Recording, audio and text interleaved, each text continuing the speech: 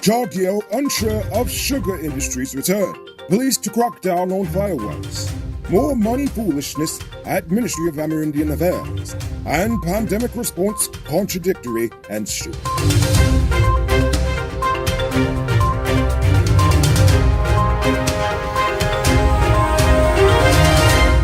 I'm Enrico Paul Ford, and this is Uncut News. Do you see news happening? Send us a tip on WhatsApp at 592-659-6151. Chagio has admitted that it will take a long time before the sugar industry will turn a profit again.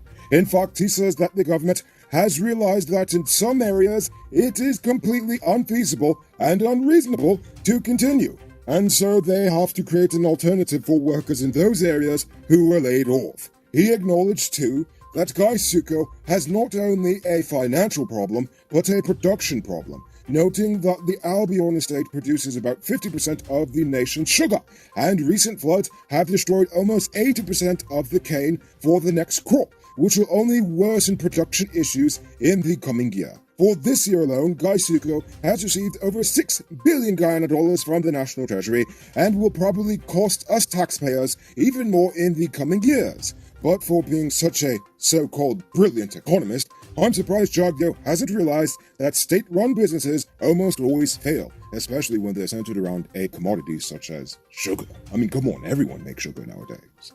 On a related note, things have just gotten 7% sweeter for the sugar workers. In addition to the $250,000 one-off payment they received from the government, the sugar workers are also entitled to the public servants' 7% salary increase. Chagio said the salary increase to the sugar workers is reparative justice, to correct a wrong that was done by the previous administration, as they received no salary increases during that period, although they were given severance pay.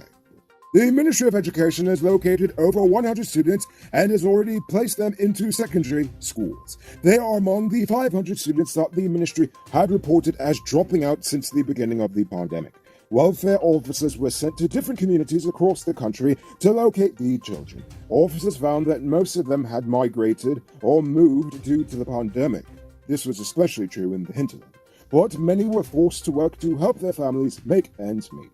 The ministry said that if it's a matter of course, they will continue to pay to transport these children to school. The GPF says they will be clamping down on the sale and use of firecrackers and other explosives during the holiday season.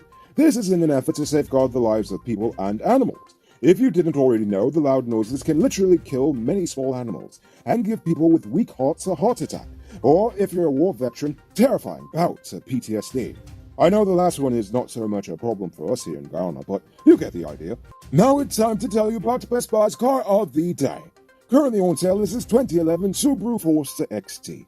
It comes with all-wheel drive, driving modes, Bluetooth, mug rims, new tires, TV, CD, stereo, reverse camera, rear spoiler, and much, much more. Buy cash for $4.7 million.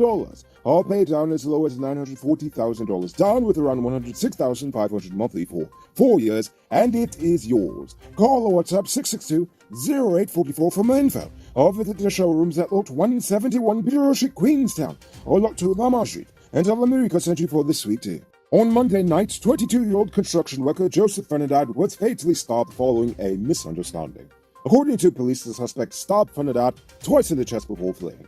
However, later in the evening, public-spirited citizens found and beat the man before turning him over to the police. The male suspect has been arrested and is hospitalized under police guard. Now, this is a form of mob justice I can support.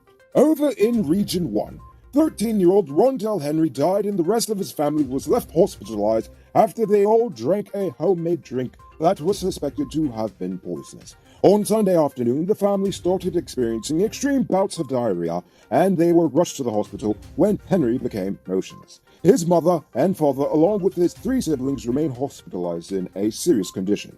Environmental and health officers have since visited the family's house for clues, but did not find any container or anything related to the poisonous drink. The Ministry of Amerindian Affairs continues to breach the nation's financial laws by not returning all unspent balances to the Consolidated Fund at the end of the fiscal year. In January 2021, the ministry had on hand 353 checks totaling $785.9 million.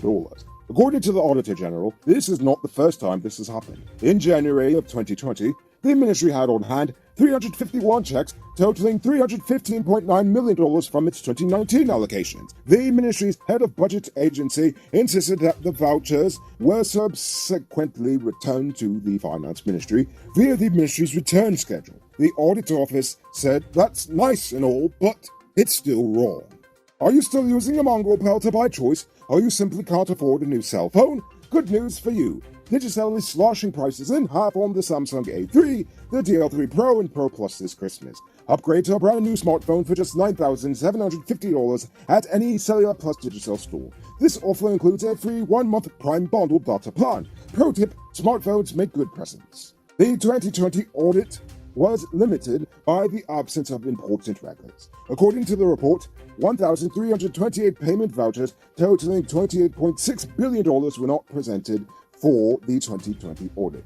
1,282 of the payment vouchers, which totaled $2.7 billion, were in respect to the Office of the President, the Office of the Prime Minister, the GDF, the Ministry of Public Works, and the Ministry of Home Affairs. The remaining 46 valued $77.9 million, and they were in respect to all 10 regions. As a result, it could not be ascertained or determined whether the funds were used for the purposes intended. It's now time for today's Run Report.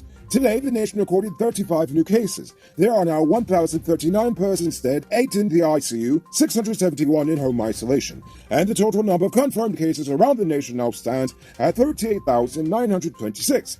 So please, people, wash your hands frequently. Avoid touching your nose and mouth and mask up before you leave the house. When you do leave home, try to avoid enclosed spaces and large crowds, and remember to give 6 feet of space between you and others. As for the vaccines, unfortunately, there's no update today, as they have yet to give us one by News Star. You there, Mr. Truckman. Get all your high-quality truck parts at 5 to 15% off during the Christmas season. Nice up your truck and get it ready for work in 2022. Visit Powered Automotive Truck Spares and Engine Parts at 1161 E.E. Eccles. They are the biggest truck parts store in Guyana with a wide variety of parts and exceptional customer service. Call or WhatsApp 697-0171. It's now time for our stupid news of the day. You know what I think is stupid? The contradictions in the government's pandemic response. They are telling you to not hold Christmas parties despite continuing to host large private events with no one wearing masks. Just the fact that they are able to have a party after party after party with no public response is insane when you consider the fact that Boris Johnson is probably going to lose his job over rumors of a Christmas party from over a year ago. What's even more absurd is that the most recent health measures allowed for the full reopening of bars and casinos, but they can't advertise any Christmas parties, meaning that you can still have a party, you just can't tell anyone about it. But at least they're going to have parties at full capacity. Churches, mosques, temples, all religious buildings are restricted to 60% capacity. So come New Year's, you can get drunk with all your friends, stuffed in a hot, sweaty bar, and eat and drink and be merry unmasked at an indoor restaurant. But you cannot take them to pray about it to the deity of their choice the next day.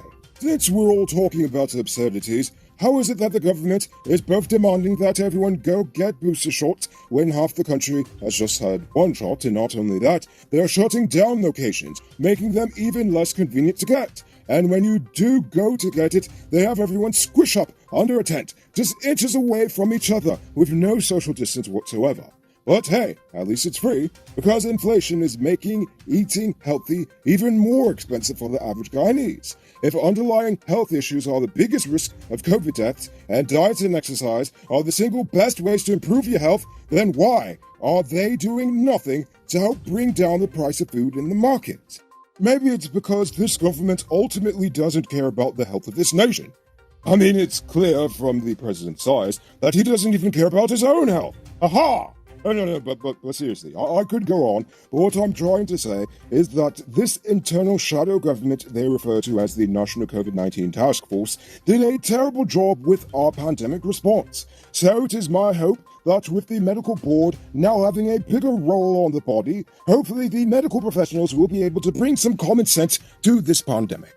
Moving on to Uncut News, here's poll question of the day. Every day we post a question about current events in Guyana, the region, the diaspora, and how you feel it relates to us. So you give your comments, and we'll read the best ones in the following episode. Yesterday's question was, Aubrey Norton has won the PNC internal election. Do you believe that he can actually change the direction of the party? Panda Sharma says Aubrey Norton is obsolete and outdated, a relic of the PNC. The party needs new, fresh intellectuals who are dedicated to enhancing the development of Ghana. Indeed. Marahio Truthseeker says, yes, if he listens to the young people and the old heads, that won't change. He can achieve it, but some in the party are still in the 19th century thinking and don't want to change their mindset. Oh gosh, you're right about that. King Tut says, Mr. Norton changing the party is left to be seen. I personally don't think he can, but let's see. Everyone deserves an opportunity. True. And finally, Barefoot Wanderer says, please do an informed post on who Mr. Norton is. Inform us of his political career, pros and cons of his achievements, so we can better know who Mr. Norton is. Thank you. Sure, it might take me a few days to be honest, but you know what? This is exactly the type of thing the traditional media is supposed to be doing, keeping you informed about the people who want to lead the nation. Now, before we get to tonight's question, you can move into your very own luxury home in 2022. Lenore Estates West Coast MRR Properties could have you saying goodbye to landlord in no time. Call or WhatsApp 592-618-5702 and ask about in-house financing. So for tonight's question, with Christmas being days away, I want to know, has the increased prices limited your holiday plans? And if so, how? Think about that question and tell us in the comments below. If your response is good enough, we just might feature it in the next episode. Anyway, that's all the time we have for tonight, and check us out tomorrow for another. Until then, I'm Rico Bullford saying good night, folks. Hey, Uncut News viewers, thanks for watching. You can subscribe by clicking on this button over here, or click over there for more news. You can also drop a comment to let me know if you've made it to the end of the video. Goodbye for now.